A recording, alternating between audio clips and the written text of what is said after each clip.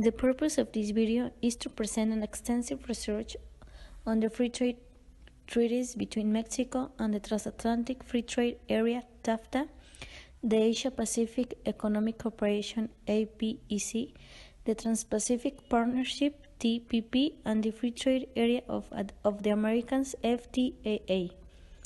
The purpose of each of these treaties is to know the way they are dealt with and its benefits. The plan of TAFTA aims to cut non-tariff barriers, liberalize trade and services, and move the two regions much closer to regulatory harmonization. This treaty could represent complications for Mexico because it would get in more products of European Union into US market, making the quota more limited for Mexican products. On the other hand, it could function as an accelerator movement to the government, in which the subsidies can help the economy to promote Mexican products like no other country can yield such products, like avocado, lemon, coconut, and corn. In this case, it would be a serious problem if this treaty gets signed because job creation and increased levels of trade are just two of the benefits supporters suggest will flow out of a ratified deal. It also will support the countries in crisis as part of a mutual and complementary action. With these kind of benefits, the biggest economies areas will not need another free trade agreement. The Transatlantic Free Trade Agreement intends to create the world's largest free trade area, protect investment, and remove unnecessary regulatory barriers. Corporate interests are driving the agenda, with the public having been sidelined. This is by Todd Hunter, 2015. The TAFTA is still a proposal between the US and the European Union, which means great opportunities for the biggest parties in the world. This supposes an exchange of more than 2,000 million euros. I would recommend a strong negotiation of NAFTA in which every party adds an important characteristic that can make it such a special treaty. Mexico still needs US as the main commercial ally in the world. The Asia-Pacific Economic Cooperation is a regional economic forum established in 1999 to leverage the growing interdependence of the Asia-Pacific. APEC's 21 members aim to create greater prosperity for the people of the region by promoting balanced, inclusive, sustainable, innovative, and secure growth, and by accelerating regional economic integration. What does APEC do? APEC ensures that goods, services, investment, and people move easily across borders. Members facilitate this trade through faster customs procedures at borders, more favorable business climates behind the border, and aligning regulations and standards across the region.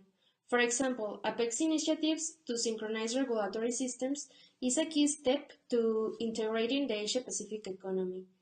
A product can be more easily exported with just one set of common standards across all economies. The Trans-Pacific Partnership Agreement is an agreement between Australia, Brunei, Canada, Chile, Japan, Malaysia, Mexico, New Zealand, Peru, and Singapore. Originally, it was also signed by the US and Vietnam, but they withdrew last year and this year. The scope of the treaty is to eliminate barriers in areas such as acquisitions of the public sector, as well as to establish minimum standards for the environmental protection, intellectual property, and working conditions. It also seeks to eliminate tariffs to textiles and to eliminate subsidies to the agricultural sector. The benefits for Mexico would be several. According to CNN, it will grant us access for exportations of over $150,000 in the automobile sector, as well as the electrical, electronical, perfumery, and cosmetics. According to El Financiero, it will grant us preferential access to 6 brand new markets for Mexico, which would be Australia, Brunei, Malaysia, Singapore, and New Zealand. I cannot provide a real example of benefit or loss, as this treaty hasn't entered into force and hasn't been applied nor ratified by the parties.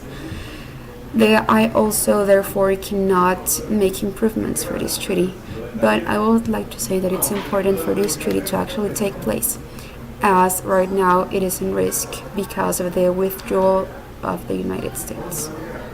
I'm going to talk about the FTAA. This is Free Trade Area of the Americas. Well, this is a treaty that are to reduce or to eliminate all the barriers among all the countries in America. This is an extension of the NAFTA because NAFTA were already with Mexico, Canada, and United States. So countries made this treaty to eliminate some barriers that they have according to import or export merchandise. In this treaty are included all the countries in America. The only country that is not included is Cuba because of some issues that they have to be there. And this treaty began in 1994, where this treaty were passed in Miami, Florida. We learned that international trade treaties help to improve relationships between countries. The treaties analyze or focus in one particular topic, aiming particular goals.